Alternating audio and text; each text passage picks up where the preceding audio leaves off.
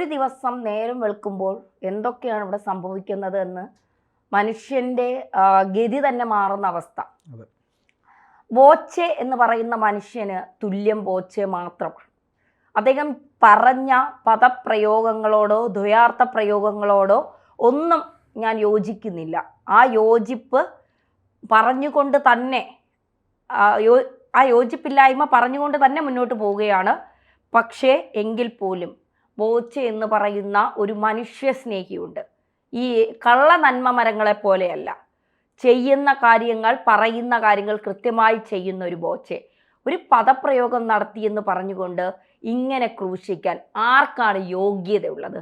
ബോച്ചെ പറഞ്ഞതിനും 100 ഇരട്ടി ദ്വയാർത്ഥ പ്രയോഗങ്ങൾ പറഞ്ഞവർ ഇവിടെ ഇല്ലേ? ഇവരെയൊക്കെ അറസ്റ്റ് ചെയ്തിട്ടുണ്ടോ? ഇവരൊക്കെ ജയിലിലാണോ? ഇവരൊക്കെ ക്രൂശിക്കപ്പെടുന്നുണ്ടോ?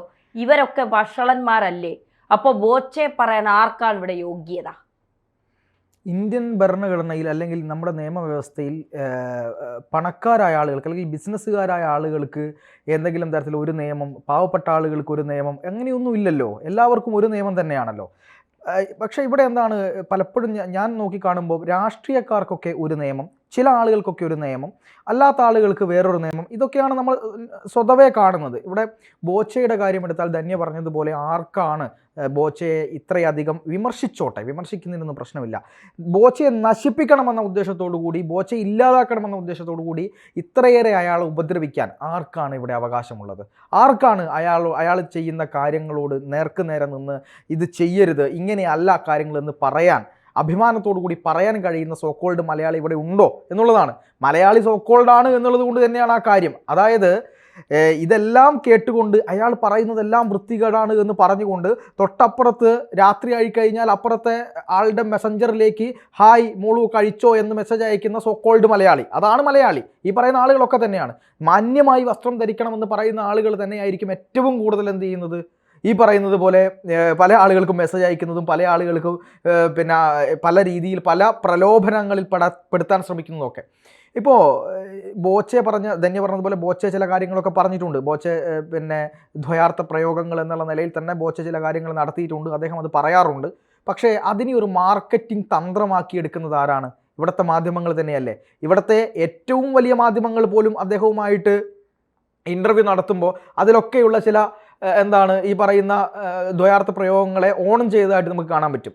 ഈ ബോച്ചയുടെ വായിൽ നിന്ന് എന്തെങ്കിലുമൊക്കെ വീണ് കിട്ടിയാൽ മാത്രമാണ് തങ്ങൾക്ക് അരി വാങ്ങിക്കാൻ കഴിയുള്ളൂ എന്ന് പറഞ്ഞ് ജീവിക്കുന്ന കുറേ ആളുകളുണ്ട്. അതുകൊണ്ട് മനഃപൂർവ്വം അദ്ദേഹത്തിൻ്റെ മുമ്പിലേക്ക്, ഇപ്പം അടുത്ത് ഞാനൊരു ഇൻ്റർവ്യൂ കണ്ടു, ഒരു ലേഡി അദ്ദേഹത്തിൻ്റെ മുമ്പിലേക്ക് വരികയാണ്, ആങ്കർ പരിചയപ്പെടുത്തുകയാണ്. അങ്ങേ പരിചയപ്പെടാൻ വേണ്ടി ഒരു ആരാധിക അങ്ങയുടെ മുമ്പിലേക്ക് വരുന്നുണ്ട് എന്ന് പറയുമ്പോൾ ഒരു ട്രീ പോലത്തെ ഒരു വസ്ത്രം ധരിച്ച് വളരെ ചുരുങ്ങിയ അല്പവസ്ത്രധാരിയായിട്ടുള്ളൊരു കുട്ടി അവിടെ വരുന്നു. എന്നിട്ട് ആ ഒരു പെൺകുട്ടിയുടെ വസ്ത്രത്തെ നോക്കിക്കൊണ്ട് നമുക്ക് സ്വാഭാവികമായി ഒരു മനുഷ്യന് തോന്നാവുന്ന ചില സംശയങ്ങളുണ്ട്. ഈ വസ്ത്രം കണ്ടാൽ എനിക്കടക്കം ആർക്കടക്കം സ്വാഭാവികമായി ഒരു സാധാരണക്കാരന് തോന്നാവുന്ന ചില സംശയങ്ങളുണ്ട്. അത് ബോച്ച ചോദിച്ചു. അപ്പോൾ ബോച്ച ഏത് ചോദിച്ചു. ഇത് ഇവർക്ക് ഇങ്ങനെ വേഷം ധരിച്ചുകൊണ്ട് വരാമെങ്കിൽ സ്വാഭാവികമായി തോന്നുന്ന ചില സംശയങ്ങൾ നമുക്ക് ചോദിക്കാൻ പാടില്ലേ എന്നുള്ളൊരു കാര്യമുണ്ട്. അവരെ അധിക്ഷേപിക്കണ്ട, പക്ഷെ സംശയങ്ങൾ ചില കാര്യങ്ങൾ ചോദിച്ചൂടെ? അത് ബോച്ച ചോദിക്കുന്നു, അതിനെ എടുത്തിട്ട് എന്ത് ചെയ്യും, മാർക്കറ്റ് ചെയ്യുന്നു, എന്നിട്ട് ആഘോഷിക്കുന്നു. ലക്ഷക്കണക്കിന് വ്യൂവേഴ്സ് അതുവഴി ഉണ്ടാവുന്നുണ്ട്. ഇവിടെ ബോച്ച കൃത്യമായിട്ട് പറഞ്ഞിട്ടുണ്ട്. അതായത് ഞാൻ ആരെയും വേദനിപ്പിക്കാൻ വേണ്ടിയിട്ടല്ല ചെയ്തത്. ഇനി ആർക്കെങ്കിലും വേദനിച്ചിട്ടുണ്ടെങ്കിൽ ഞാൻ ക്ഷമ ചോദിക്കുന്നു, മാപ്പ് ചോദിക്കുന്നു, ഇനി ഞാൻ ഇത് ആവർത്തിക്കില്ല എന്ന് ബോച്ച കൃത്യമായി പറഞ്ഞു. അത് നമ്മുടെ ലോകത്ത് ഈ ക്ഷമ എന്ന് പറയുന്ന കാര്യങ്ങളൊക്കെ എന്തിനാണ് ഉണ്ടാക്കി വെച്ചേ? നമ്മൾ ജീവിക്കുന്ന ഒരു സൊസൈറ്റിക്കകത്ത് മനുഷ്യന്മാർക്ക് തെറ്റുപറ്റാത്ത മനുഷ്യന്മാരുണ്ടോ ലോകത്ത്? ആർക്കാണ് തെറ്റുപറ്റാത്തത്? ഈ പറയുന്ന ഏത് പിന്നെ ബോച്ച എതിർക്കുന്ന ആളുകൾക്കാണ് തെറ്റുപറ്റാത്തത്? അങ്ങനെ തെറ്റുപറ്റാത്ത ആളുകളൊന്നും ഈ ലോകത്തില്ല. തെറ്റൊക്കെ പറ്റും. പക്ഷെ ആ തെറ്റിനെ ഓണം ചെയ്ത് ഞാൻ ചെയ്തത് ശരിയാണ് എന്ന് വീണ്ടും റിപ്പീറ്റ് ചെയ്തുകൊണ്ട് പറഞ്ഞുകൊണ്ടിരിക്കുന്ന നമ്മുടെ പ്രധാനമന്ത്രി വരെ പറഞ്ഞു, ദൈവമൊന്നുമല്ല മനുഷ്യനാണ്, തെറ്റുകൾ പറ്റിയിട്ടുണ്ട് എന്ന് പറഞ്ഞിട്ടുണ്ട്. അപ്പോൾ തെറ്റുകൾ പറ്റുമ്പോൾ നമ്മളതിനെ തിരുത്താനാണ് നമ്മൾ ശ്രമിക്കേണ്ടത്. ബോച്ച അത് ചെയ്തു, അദ്ദേഹം മാപ്പ് പറഞ്ഞു, അദ്ദേഹം ഇനി ആവർത്തിക്കില്ല എന്ന് പറഞ്ഞു. പിന്നെയും അദ്ദേഹത്തെ ക്രൂശിക്കാനുള്ള ശ്രമമാണ് നടക്കുന്നത്. അതിൻ്റെ പേര്, ഒന്ന്, അദ്ദേഹം വ്യവസായിയാണ്. 2, ബോച്ചയെ അറിയുന്നത് പോലെ കേരളത്തിൽ ഒരു വ്യവസായി ആർക്കും അറിയില്ല. എം എ യൂസഫ് അലി സാറിനെ പോലെ വളരെ കുറഞ്ഞ ആളുകളെ മാത്രമേ ആളുകൾക്ക് അറിയാവുന്നത്. അതും അവരൊക്കെ ചെയ്യുന്ന നന്മയുടെ പേരിൽ. ഒരു വ്യവസായി എന്നുള്ളതിലേക്കട്ടപ്പുറത്ത് നന്മ ചെയ്യുന്ന ആൾ എന്നുള്ള നിലയിലാണ് യൂസഫ് അലി അദ്ദേഹത്തെ പോലുള്ള ആളുകളൊക്കെ നമ്മൾ അറിയുന്നത്. ബോച്ചെ ഒരു പ്രത്യേക വേഷവിധാനത്തിലൊക്കെ വന്ന് അദ്ദേഹം ഈ പറയുന്ന ഒരു ഓളം ഉണ്ടാക്കി ഈ കപട സദാചാരവാദികളുടെ ഒരു നിലനിൽപ്പിന് വേണ്ടി നിൽക്കുന്ന ആളല്ല, അവരുടെ വാക്കുകൾ കേൾക്കുന്ന ആളല്ല. അദ്ദേഹത്തിൻ്റെ ഇഷ്ടത്തിന് ജീവിക്കുന്ന ഒരാളാണ്.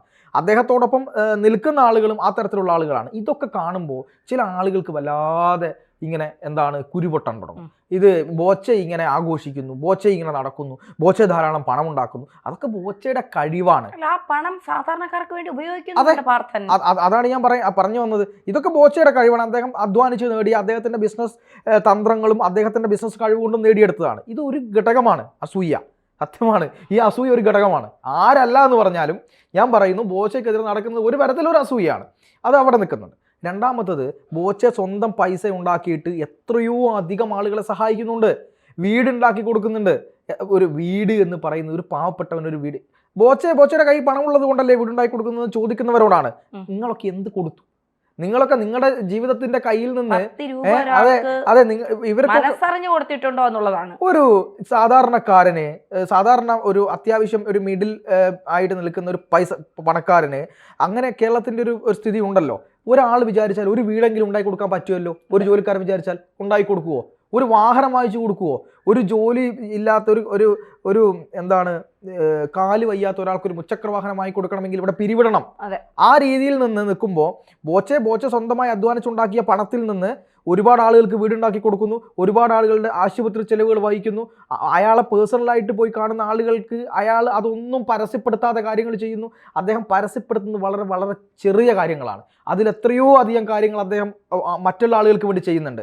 ഇവിടെ ബ്ലഡ് ഡൊണേഷൻ ഏറ്റവും വലിയ കാര്യമാണല്ലോ. ബ്ലഡ് ഡൊണേഷൻ ഇന്ത്യയിലെ തന്നെ ഏറ്റവും വലിയ ബ്ലഡ് ഡൊണേഷൻ സംഘങ്ങളിൽ, അതായത് ഒരു സംഘടനകളിൽപ്പെട്ട ഒന്നാണ് ബോച്ചെ ഫാൻസും ബോച്ചയും ചേർന്ന് ഉണ്ടാക്കിയെടുത്ത രജിസ്ട്രിയും അതിൻ്റെ ഭാഗമായി അദ്ദേഹത്തിന് കിട്ടിയ അംഗീകാരങ്ങളുമെല്ലാം.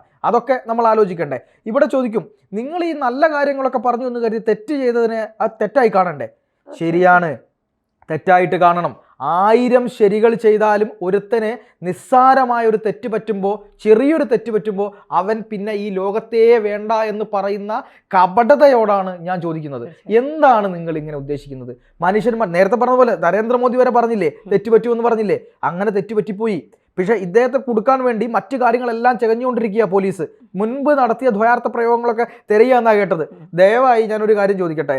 ഇവിടെ ഒരു മഹാരാജാസ് കോളേജിൻ്റെ നടുമുറ്റത്ത് വെച്ചിട്ട് ഒരു പാവപ്പെട്ട SC/ST പെൺകുട്ടിയോട് അസൽ പുലഭ്യം പറഞ്ഞ, തോന്നിവാസം പറഞ്ഞ, വെർബൽ റേപ്പ് നടത്തിയ ഒരു നേതാവ് ഉണ്ടായിരുന്നു. ആ നേതാവിൻ്റെ പേരൊന്നും ഞാൻ പറയുന്നില്ല, ഭരണകക്ഷിയുടെ നേതാവാണ്. ആ നേതാവ് ഇന്ന് എവിടെയാ? അറസ്റ്റ് ചെയ്തോ ഇതിന്റെ പേരിൽ? ഇല്ലല്ലോ. പോലീസ് ഈ പോലീസ് പിന്നെ അറസ്റ്റ് ചെയ്ത് ജയിലിൽ അടച്ചില്ല.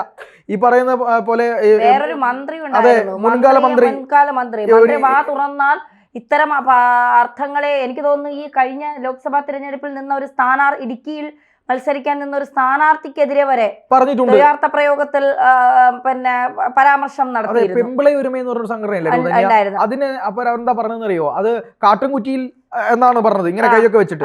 അപ്പൊ പറഞ്ഞത് അത് നാട്ടുപ്രയോഗമാണ്.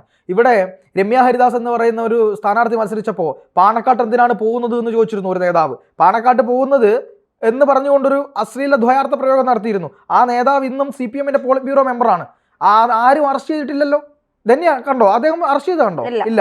റോഡിന്റെ മുമ്പിൽ കൂടി നിങ്ങൾ എന്തിനാണ് കാറിൽ പോകുന്നത് ചോദിച്ച വ്യക്തി കൂടിയാണ് അദ്ദേഹം. അയാളെ ഒന്നും അറസ്റ്റ് ചെയ്തിട്ടില്ല. ഇവിടെ എത്രയോ അധികം ഇന്റർവ്യൂകളിൽ ഈ പറയുന്ന ദ്വയാർത്ഥ പ്രയോഗങ്ങൾ നടക്കുന്നുണ്ട്, അവരെ ഒന്നും അറസ്റ്റ് ചെയ്തിട്ടില്ല. എത്രയോ അധികം പോലീസുകാർ പരസ്യമായി ഈ യൂത്ത് കോൺഗ്രസിന്റെയും BJP-യുടെയും ഒക്കെ തന്നെ മാർച്ചുകളിൽ അവരോട് പുലഭ്യം പറഞ്ഞതായിട്ട് അവർ പരാതിപ്പെട്ടിട്ടുണ്ടല്ലോ. ആർക്കെതിരെ നടപടി എടുത്തിട്ടുണ്ട്? ഇവിടെ കോഴിക്കോട് മെഡിക്കൽ കോളേജിൽ ഞാൻ പറഞ്ഞില്ലേ, ഒരു വയറിൽ കത്രിക നീതിക്ക് വേണ്ടി നീതി തേടി നടക്കുന്ന അർച്ചന എന്ന് പറഞ്ഞ യുവതിയുടെ കാര്യം പറഞ്ഞല്ലോ. അവർക്ക് നീതി കിട്ടിയിട്ടുണ്ടോ? കിട്ടിയിട്ടില്ല. ഞാൻ പറയുന്നത് ഇതൊന്നും വെച്ച് ഞാൻ ബോച്ചയെ പറഞ്ഞ കാര്യത്തെ അനുകൂലിക്കുകയല്ല. ബോച്ചയെ പറഞ്ഞിട്ടുണ്ട്, ശരിയാണ്. പക്ഷെ നിങ്ങൾ ഒരു കാര്യം മനസ്സിലാക്കേണ്ടത്, ബോച്ചയെ പറഞ്ഞ കാര്യവും മറുഭാഗത്ത് നിൽക്കുന്ന ആളുകളുടെ കാര്യവും എല്ലാം വെച്ചുകൊണ്ട് ഒരു മാരകമായ ഒരു തെറ്റല്ല എന്നുള്ള കാര്യത്തിൽ നിങ്ങൾ എന്ത് ചെയ്യണം? അത് മനസ്സിലാക്കണം. അങ്ങനെ ഒരു മാരകമായ തെറ്റ് ചെയ്ത ഒരു മനുഷ്യനെ ക്രൂശിക്കുന്ന പോലെ, ഒരു പെൺകുട്ടിയെ ബലാത്കാരം ചെയ്ത് കൊന്നു കളയുന്ന ഒരു മനുഷ്യനോട് പെരുമാറുന്നത് പോലെ ബോച്ചയോട് പെരുമാറുകയാണ്. ബാക്കിയുള്ളവർക്കെല്ലാം ഇവിടെ ജയിലില്ല, പിന്നെ തടവറകളില്ല, ഒരു പ്രശ്നവുമില്ല. ഇത് നീതി നിഷേധം തന്നെയാണ്. അദ്ദേഹത്തിന്റെ തെറ്റ് തിരുത്തിയത് കൊണ്ടും ഒരു സ്ത്രീകൾക്ക് നേരെയും അവരുടെ വസ്ത്രം ഏത് രീതിയിൽ ധരിച്ചാലും, ഭരണഘടന അനുവദിക്കുന്ന രീതിയിൽ ഏത് രീതിയിൽ ധരിച്ചാലും അതിനെതിരെ കുറ്റം പറയേണ്ടതില്ല എന്നാണ് എൻ്റെ വ്യക്തിപരമായ അഭിപ്രായം.